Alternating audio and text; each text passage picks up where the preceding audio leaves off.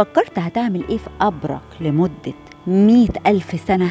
الموضوع يخض جدا، عارفة ده كلام الدكتور مصطفى محمود. خدوا فكرة واسمعوا بيقول إيه. بيقول هديكم طريقة نفعت معايا قوي وخلتني أركز في عبادتي أكتر. القبر مخيف طبعا لغير الصالحين. فكرت في ده وأنا دلوقتي عمري 54 سنة وكاره الدنيا واللي فيها. طب أنا هعمل إيه لما أكون ساكن القبر لوحدي يجي 100,000 سنة؟ عمرك اتخيلت ده؟ أنا بقى اتخيلته وبدأت أعمل كالتالي. هموت، كلنا هنموت. عندي قبر فاضي اسود مظلم تماما.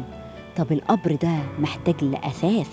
فضلت أتخيل كل استغفار بستغفره وكأني برسله لقبري يستناني هناك عشان يونس وحدتي. ده بجد مش بهزر. بدأت بعملية أثاث كامل.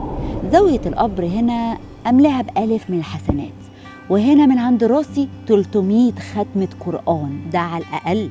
وكل ركعة بركعها بتخيل إني بحطها رصيد في القبر. ما هو الكل هيسيبني ويرجع البيت وهفضل أنا لوحدي ممكن 1,000,000 سنة. إذن أنا محتاج لأنوار وغابات، محتاج يكون قبري فعلا جنة. أتخيل بقى الحوقلة والذكر والقرآن والتشهد والصدقة كلهم حواليا هناك، نضحك ونتكلم وتيجي الصلاة على الرسول صلى الله عليه وسلم بتشاركنا القعدة.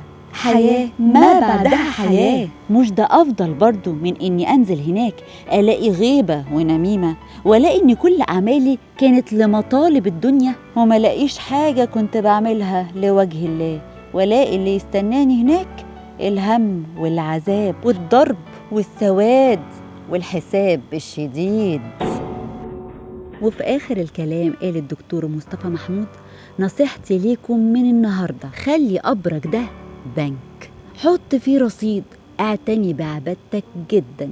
والله وانت حتى في قبرك هتشكرني من هناك. انت دلوقتي بين أهلك، لابس شارب نايم متهني وعندك كل مطالبك، ومع كل ده برضو بنكره حالنا، فما بالك تحت الأرض؟ عشان كده اعتني بهناك أكتر من هنا. عشان كده كل تسبيحة اعتني بيها قوي وقول لها اسبقيني هناك في القبر. سوف نلتقي وتكوني خير أنيس وخير جليس. اللهم ارزقنا حسن الخاتمة.